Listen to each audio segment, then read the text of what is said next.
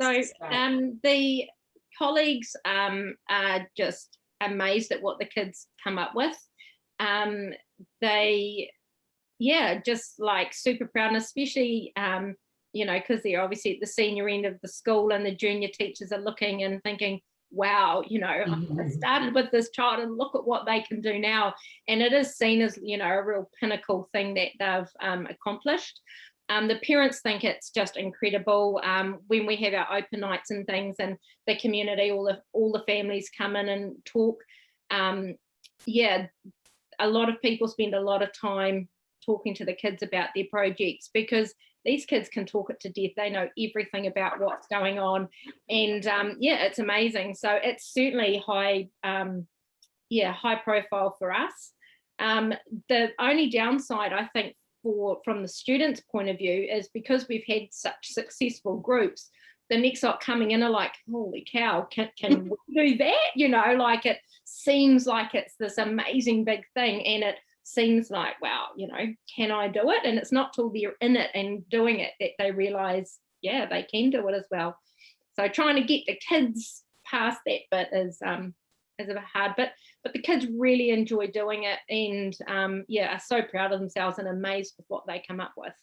Yeah, same for me. And definitely, as Mel said, they when the students do really well, that like every year there's a whole, oh, how do I achieve the same thing? And so the year sevens will look at some of the stuff that's come from the year before and listen to the conversations. They're like, how do they know all this stuff? You know, but it doesn't take long for them to get into that mentality of it's our ideas and we can do this and things like that.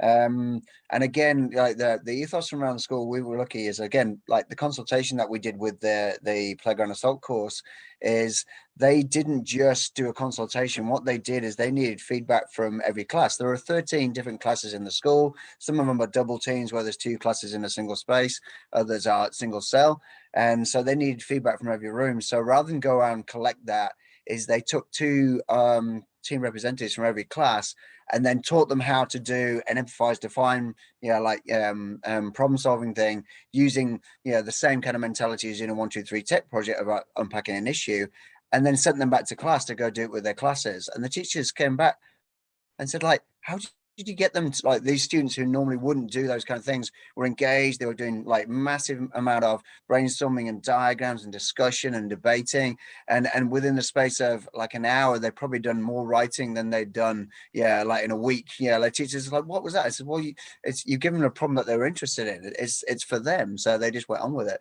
So it's really good. And again, the success of the projects themselves, when the other teachers and the school gets to see it, and the parents especially, and the parents are so invested in their changes in their children when they start talking about what they've done and how proud they are, and they can see them as a tangible thing, as like, that's a really good idea. And so it's just another bucket for the students to realize, how valuable this kind of thinking is. And as you said, Mark, a few times tonight, the skills that they're learning throughout Tahira o Toru Tech aren't just for this project. It helps in all other parts of their schooling as well. So I think it's a really amazing platform to build up some skills that just boost them in all other areas as well.